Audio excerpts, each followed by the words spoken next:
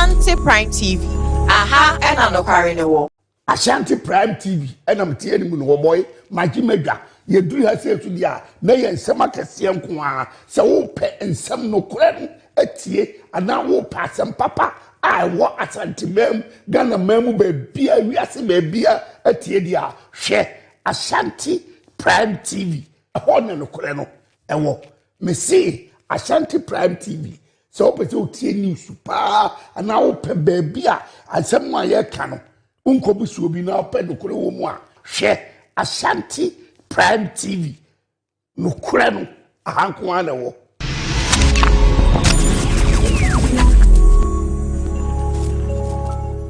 Ebusian for me the Queen Amadi Miss Culture Global 2025. Keep watching Ashanti Prime TV. Ashanti Prime TV there aha and anokre and all. Ashanti Prime TV. Aha and Anokwari ne wo. Ashanti Prime TV. Aha, and Anokwari ne wo. Yedi nkomo ewo ya fiefiem. Enkwankwan ni ase. Ye dem ene empo yesukum. Saa nkomodie we ne yede ba TV so. Na ya ba bedi nkomo. Twhwe we eni direction bia. Eye nkomo na yedi. Eye asem ana ye ka. Ye ekoso ewo abrabom. Ebe kan politics kakra, ebe kan religion kakra, ebe kan entertainment kakra. Ene de aka nyina e wo se ye. So you need to need the talent to be a yellow from now yet to me anywhere dim como near and so at the account. Jumedia, me bohon de actually the pot show. The pot show a social discussion. I have near ya tackle societal problems, challenges. I nipa a war massive. Pot show is a public discussion space, social challenges, a platform that gives voices to everyone. I mean everyone, right? Na yendi eni din komo na saa session bi a Martin din wachiku ho no eho mebusa won sama wani na so se mebusa eho ana be expose eho ana be kire se wachiku ho enti kame ho na hwe me solo base na yendi dwumadi we efia da bia 5 p.m. Ashanti Prime TV. Ashanti Prime TV. Aha na nakware no wo the post show me no mi no nkomodi bedasi. Ashanti Prime TV. Aha, and Anokwari ne wo. Ashanti Prime TV, and I'm telling you, no boy, my Jimega. You do yourself to the nay and some Kaseɛbɔ kwa, so pet and some no credit at ye, and now will pass some papa. I want Ashanti mem, Ghana memu be beer, we are some beer at ye, share Ashanti Prime TV, a horn and a creno, and what me say Ashanti Prime TV. So, but you news super, and now pe baby, and some my air cannon. Unko busu bi na pe no kure wo mu a hwe Ashanti Prime TV no kure no ahanko ana wo.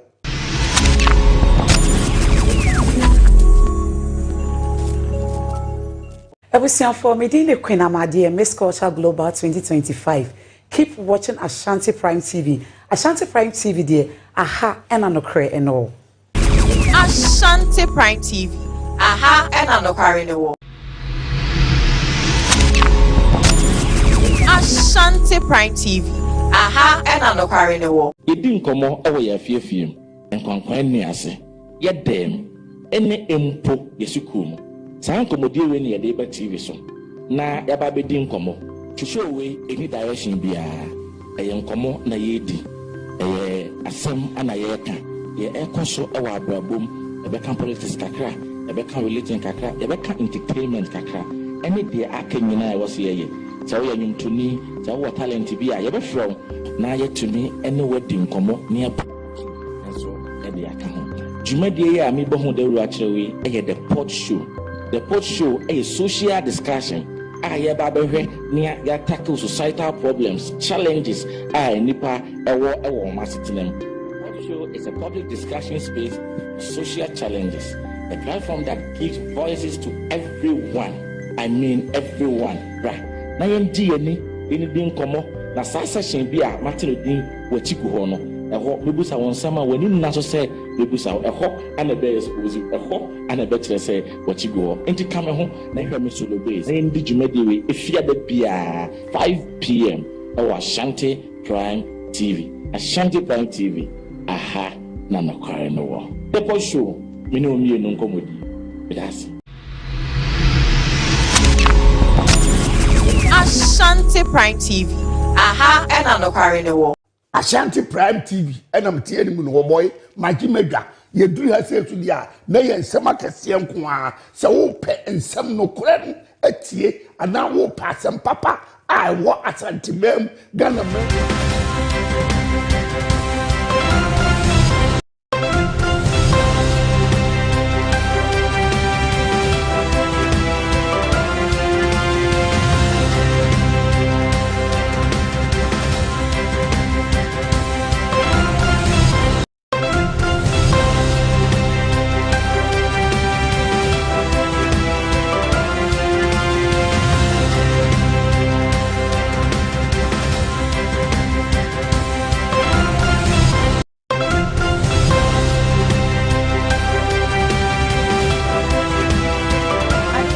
Omanadeshe memo bibiara chima makwaba Kaseɛbɔ aba Ashanti Prime TV so everyone son sense my yesa kan my Ghana ne ama hodo so ni edika editi o se mufu agina ntenten ekruchi de egu krata so edi ama me de ba besom mo se Prime anopa no nsia Kaseɛ nsema me de ba besom anopa ye do so ni a wobeti ebi ene eye transport minister munyamfo eye Joseph Bukari edi nsem bi ato abontene sanso na oso afo hwe o man sika sem so munyamfo eye Kaseɛbɔ forcing and so akasan same way and then some audio peer economy de ba besom mo e wosi media santa me am de Kaseɛbɔ so media meje so and the mess now start me twa me hotel abasesia.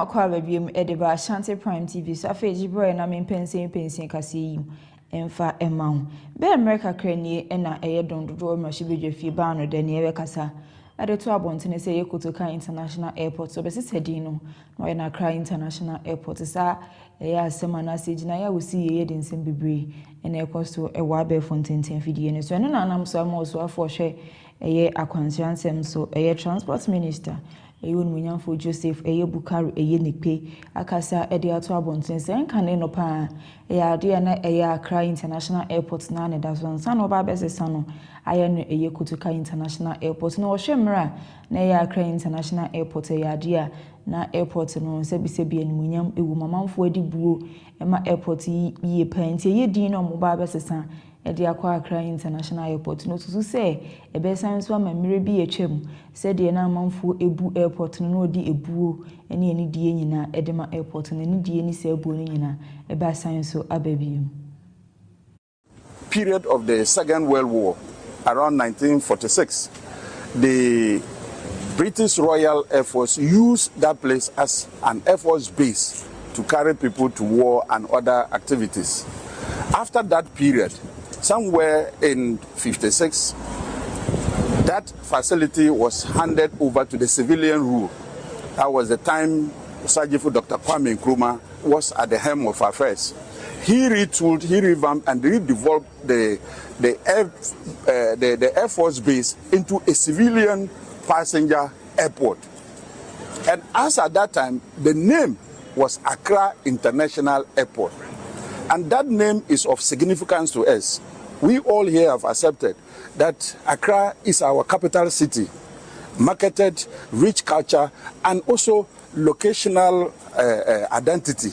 That everybody in this world, especially in the West Africa sub-region, knows that where this struggle for independence had a lot to do from Accra. And so renaming the airport to Accra International Airport is of significant importance to the Ghanaian people and, for that matter, the African personality. Now, the situation is like that We are not doing this with any political thinking. We are doing this to come from a very neutral point of view that Accra is our capital city. It is not anybody's name. If we want to name other monuments or any other national facilities to people, this is the time that we are looking at restructuring them. For the fact that we had a name and it was changed to honor somebody in his role in the 1966 coup, we feel that that history is not what the Ghanaian will want to hear. The fact that it had an original name, and that name was when the first president gave that name to the airport, we should do that, and Kwame Nkrumah himself in his grave will remember, even if the spirit is anywhere and it is coming home, it will get to his original Accra International. December, I chair Muna Ghana Mampenny, His Excellency John Dramani Mahama, a Casa editor Bontine say, so yes, sure, my insika some so and share Mumuni a 1 billion Ghana cedis and former contractors are buying a dear Juma Ashawon Sanene, a Ghana Chamber of Construction Industry, and penny for Casa editor Bontine Sanya Yesicano, or Monsa Canomunim say, so yes, sure, my insika some so a release everywhere the Abram penny for so say by you bedroom contractors Nesono, and Adania seem to a more calmer His Excellency John Dramani Mahamana Fenso. As a year show my sika so as soon as to say yesika uji, a demand penny first one showing from our contractors, Nanya Wansa, Aka. His Excellency John Dramani Mahama, Meteneswa, Nama sorry, Namekasa, Namedi Jinabibiso. December ya, or share Bobby, 1 billion Ghana cedis. Ose, Finance Minister, in releasing one tier contractors cat. No nga timi akodi bronya ye kodi bronya den said ye yenso ye betumi atua yen workers ka odi o say yoyo o release sika no 22nd December to 23rd and sika ne beda Ghana Road Maintenance Trust Fund account mu opahene ayro wo sema e wo mu ni say besi nedue and then the 4th of February, which is over 1 month. May come a president at say contractors one san can say sikano. Now one a ye way name a contractors in be heart attack. A ye way name a contractors in be wo gwang fi won fi. A ye way name a contractors in be want mean tia won masuku ka. Emma nkwala no why drop out. Into my appeal. Where di a ye nene chine ya a ye president. Contractors kana we say finance minister in release here no yensa kan yensa kan kan me nsa kan me de ayasefem fitibe 2015 Cocoa Board emma contractors contracts wo munyi akwan me kan ho bi Cocoa Board nko de contractors ka minstron kan etwa mu be 4 billion ye wo project bi a ye frɛ no GOG and on a woman being ya one ye use consolidated fund at the ayadine at the fund and on this kakra de banama kumechi and ye war a road fund I'm primping one sana ayano a road maintenance trust fund medisa a kuakui a be a same bomoa. Just abang on numbers over 50 something billion Ghana cedis. And yet abang or tisui king and or boss akano. And then yet sebi abang o chemu king and on also or south akano. Midi can be fit 2015. A whole yasifim.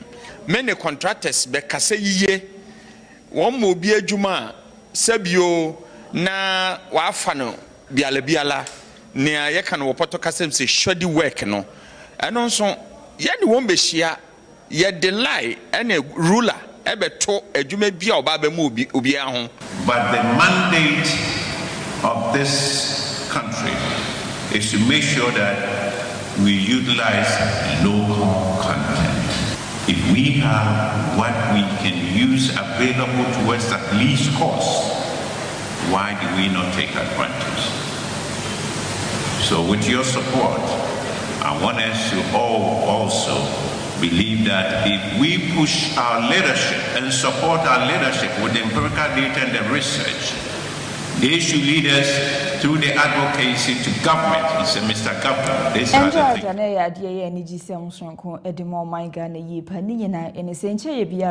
and a better want in a Ghana Gold Board and I think so. Ye Gold Coast a year refinery. A do almost the one stand as ASHANTI as Yapma Senka and can a Ghana Gold Board eto gold edi free a year 1 2 for a good year 1 man could be mine so. Mwakwa no a DNA one a Gold Coast Ghana a Gold Coast refinery Ghana and eba bedi dwumani nti gold no ya de obenane e wo Ghana han musi an endrada en wo hye dwumadi na se wo hye ase anane gold ni bi e wo Gold Coast a refinery hon me no na anam so amani oso for show my nisika asem so munyamfo Kaseɛbɔ ato force na kasa e de aso abontene se gina ya ban yes ya de ebebo yi pa mi esika asem akoyie sansen kan no ne hwese de ye de raw gold no be ko bi man so akwakoton na e kakakra bebam ne nyine ye na ne gold no o man Ghana ha sei ne hu se de na ho de tie no no beboa ama gold board akọ enkan na afin so man Ghana sikasem etumpon. Not be exporting raw gold outside this country. This refinery today that has the capacity to do 2 tons, and now with an understanding that will begin with 1 ton per week, has employed approximately 162 workers.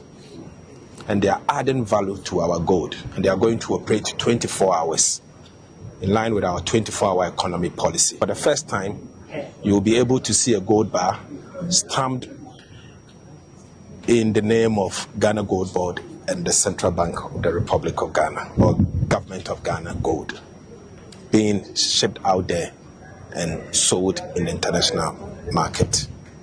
This refinery has been taxed to ensure that they obtain LBMA license, so that Ghana, for the first time, will be able to stamp our gold LBMA approved.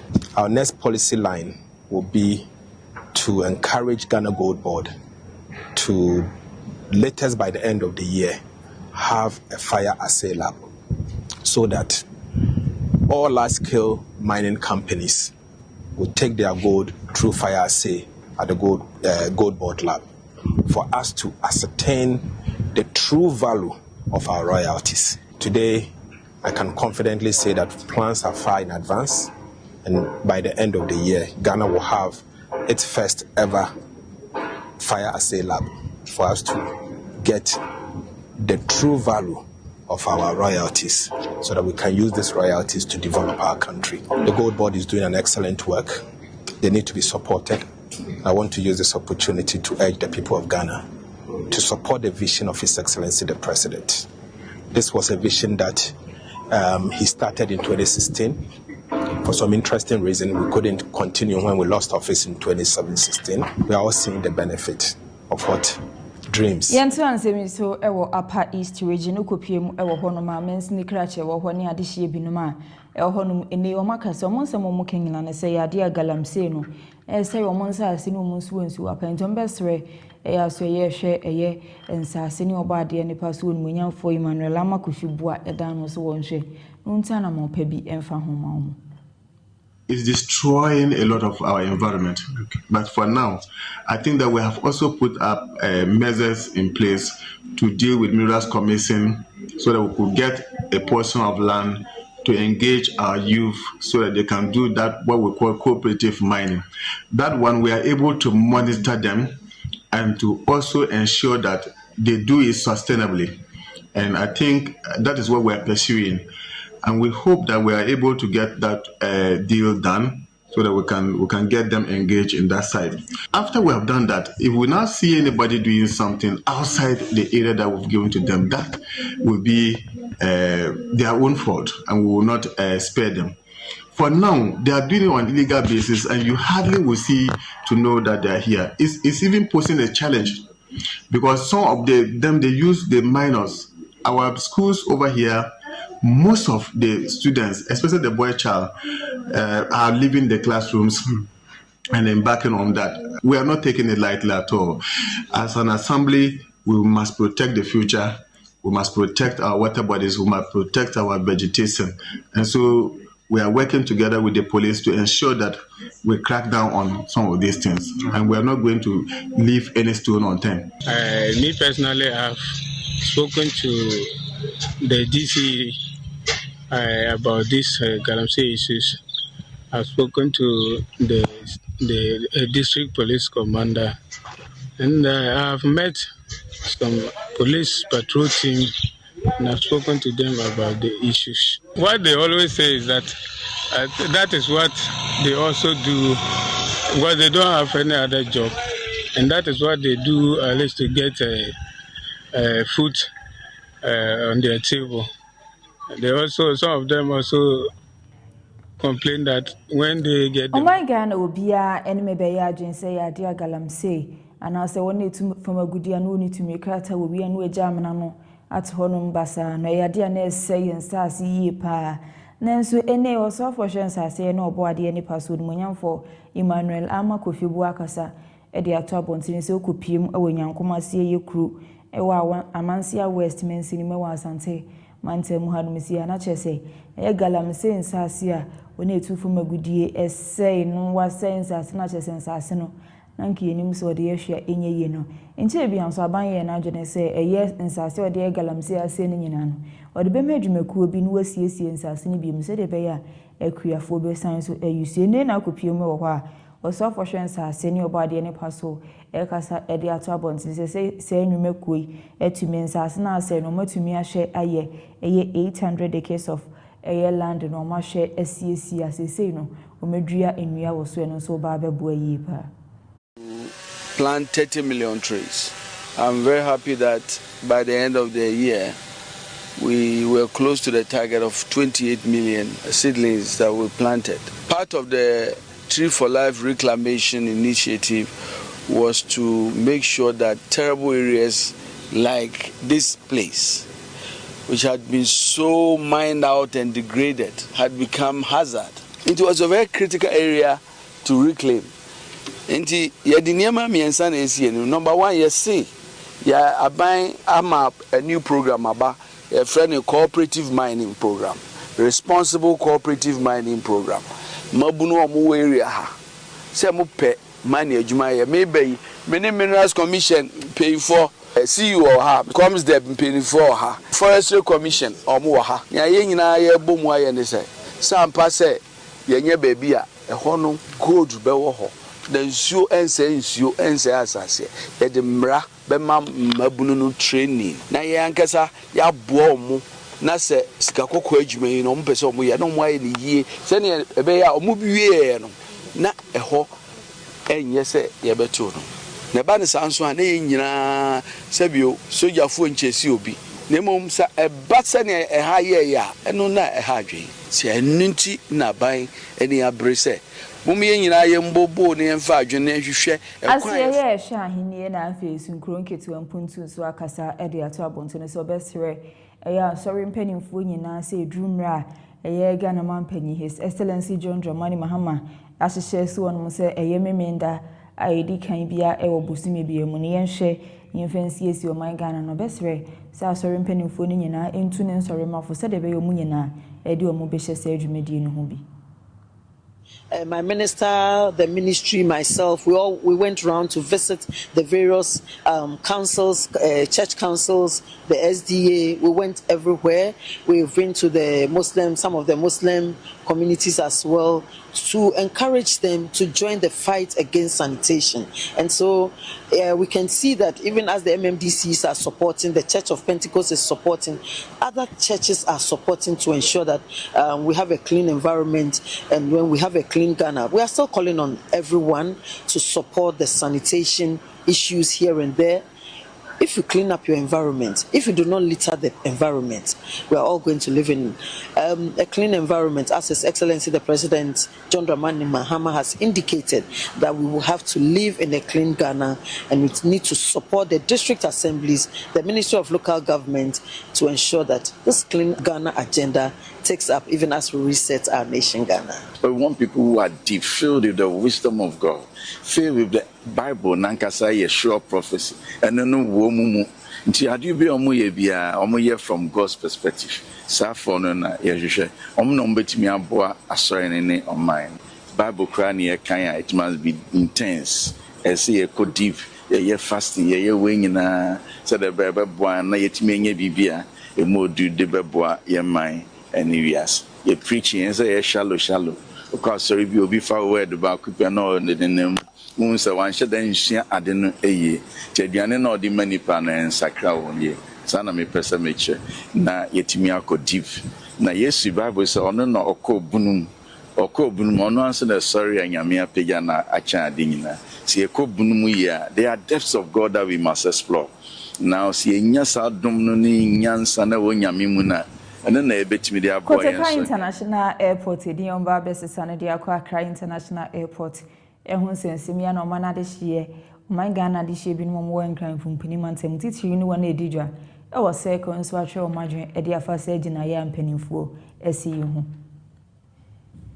before no na ya Accra International Airport ni esesa de yewe so Andrews meeting majority leader was say omo ye in honor of the people of Accra actually say omo no land so bia ma land say fa ye adwuma de a say otumi at least who appreciate no to me hu ni say a good initiative. Okay, me ankasa de Kotoka International Airport me pese de na ka ho no mo because that's the name we have known since Oko International Global Kotoka International Airport obi anu say wo ba Ghana Oko man de I don't know the name they will give to the airport though. Accra International Airport obi anu say Accra Ghana capital mom there but to me personally I don't see anything. You should maintain the Kotoka International Airport like that. Say yebesesa Kotoka International Airport to a different name. To me, I don't see say it's needed. And I don't think say it has only economical benefit changing the name from Kotoka to whatsoever. So for me, I prefer we stick with Kotoka na. Mfasubi ensede niso. Onipa no dwumedi bi odi yenti na ye den ye de hye na nuonyam. Na se ye de ade no ahye na nuonyam ewie a sesa na ye sesa no e ma ye mfaso a na se de be ye den. Ye mfaso nka ho enyi bibia ye mfremu. Entire ehu hia. Media mini problem enye dinu na ye den edi bibe brayen say betimi aboa why not media me support via dia betimi aboa o man no a betimi akwa enim no enu na ehia me di no e fa nko the writing because obi entu very din to the whole Ghana Japan so international airport in there no ano Ghana ye wo me de emra wa hanom nti se obi ebe hye emra e wo no ane pemu a aban ya baba no esese otimi sisa ode ofa mra kwan so no sisa nti se pese ye sisa o metimi asisa because the obaye beginning no wanya no kwampa so nti adia ya hometi ye pa ene se obaye adwuma ne nso se bia ketwe wo se wonsa eka no na wonsa enka eye chapiase number 2 eye kura ewe apuye manteme na okopie mu na wo hono makoku akuafo wo honom omunso anu dembi omunsem omukanyina ne se beye abosumi mienu ni omukoku a eye koku board etofi wo honom no enya de omunsa aka omusika ne nso ya de akoko no kromosan so dibi egu apaso omu hata na se koba ne so obeko nwura makoti koku na ebegu nwura mu kakra no wayi aba apaso abe hata mana wo na ebeko krachi ho na wonsa enka osika ne dia na eka ekwa akoye bibie wo nti obesre aban no na afenso asoye a ehwekua ayo nsem so na asoye ehwe man isika sem so eni koku board mpanimfo nyina so mu nyina emmo no mommo koku akuafo no monsa enka omusika se ebi mu omofra omu school agency tie wo se omu disika ema omu no awo ama wa befe before nanso up to now sika mae ena koku no ba na grafon se de ba na ama ahokyere nkwa bosu mienu ni echini sika bia free bebia ama ena se ewo saa bia ni be ha ne ho akofum akoburu na isa no aye adwuma edi koku na be hata ma na wo no de be ba na ka prekura ni yiri ma egufie na bia o pesika de aye na de bi kura ese ni o ma nko yie kura etwa yie ti o mo den ase ska beba na yetumi di aye adwuma na aboa yi na ro o hwe a kokko ti ka lo kope na ma o man nu ipa gina aye de wo ho ti enye kwa kwa bia koso bi e mo aye nketekete 2 months before say be di bronya am to me koko almost 5 bags 1 bag pe ana mama me ne aka ni na ada so e wakam sisi ayi wodua no ho yentimenti because obeti kura na obefa by the obefa pafo ase kura yentimenti no ase biom because koko na ni akona emma ana feso ni hata no so omo meto and sisi ade adani adwan wa hanu sisi aye bre papa kwari ni ako no benu manumi ana ja kakra ye di kan kwa ye di akwa be se na rampresa to say ya take about some cafe so tire ese se nya ye makura e ko school kura no ye ma no won apam wo mu nyina betra fi so say chop money kola ni nya enti se higher papa nti aba no obibi ya onye fa ho e sa dia ene ekuafo wo mu se ekuafo ntumi ko strike nanso ebedu be bi na ekuafo be ko strike ye koko sem no ye hu de aba no ka kire ya afa koko no ho nti ye sra no ye nkomo nyina ne se on kasa ne ye hu de ekọ sa ne ye sa si kama no kure ni hayen pa kire se ye magu school omo ekọ lower yin so wo ho nya wo cry ye scan komo nti aba no momo de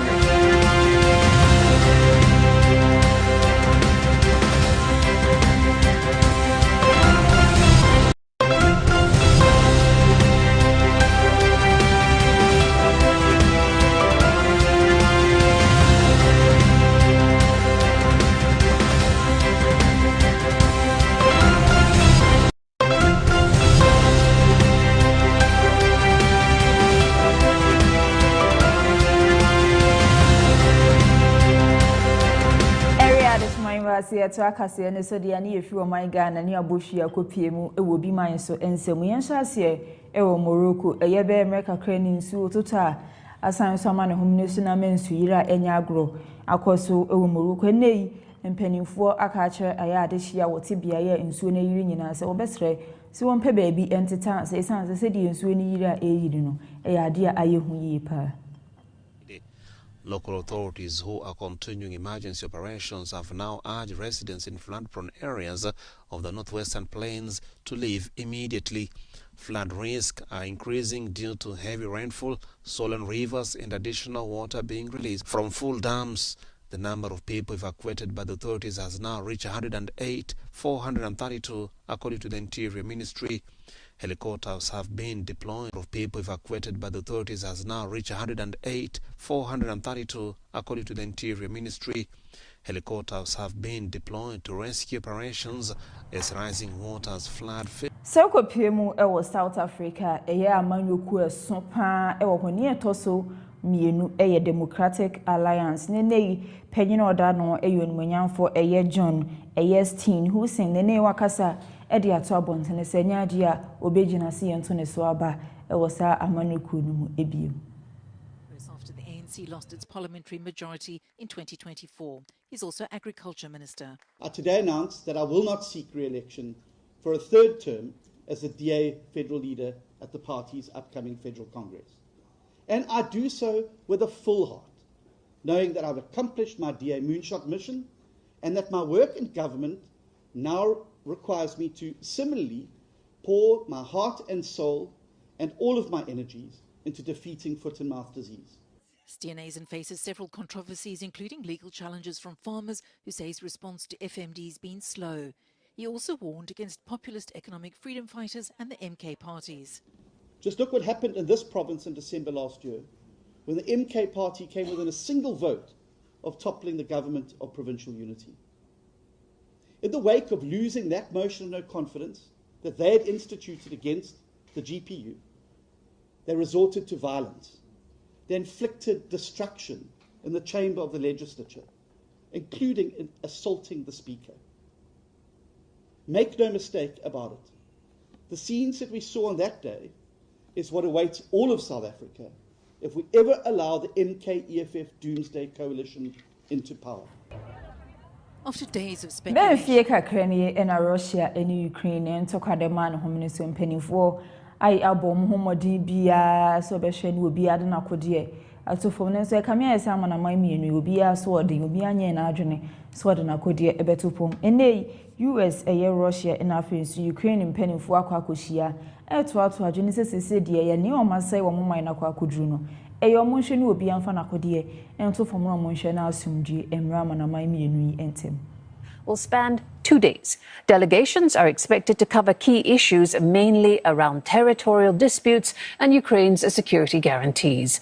US President Donald Trump appeared optimistic that both sides seem open to striking a deal, adding that an end to the 4-year war is within reach.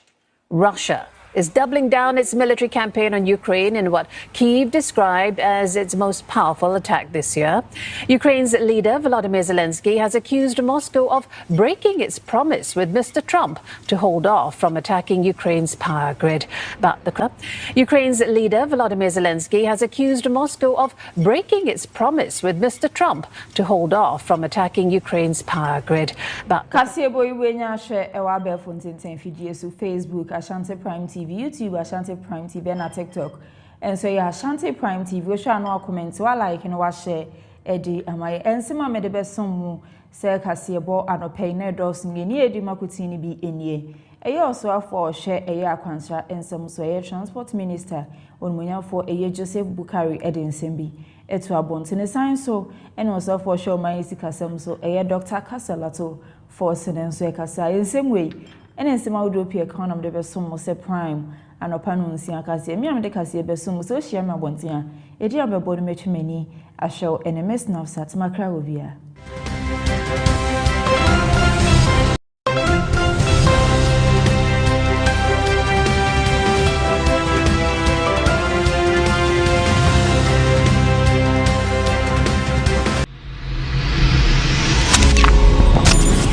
Ashanti Prime TV.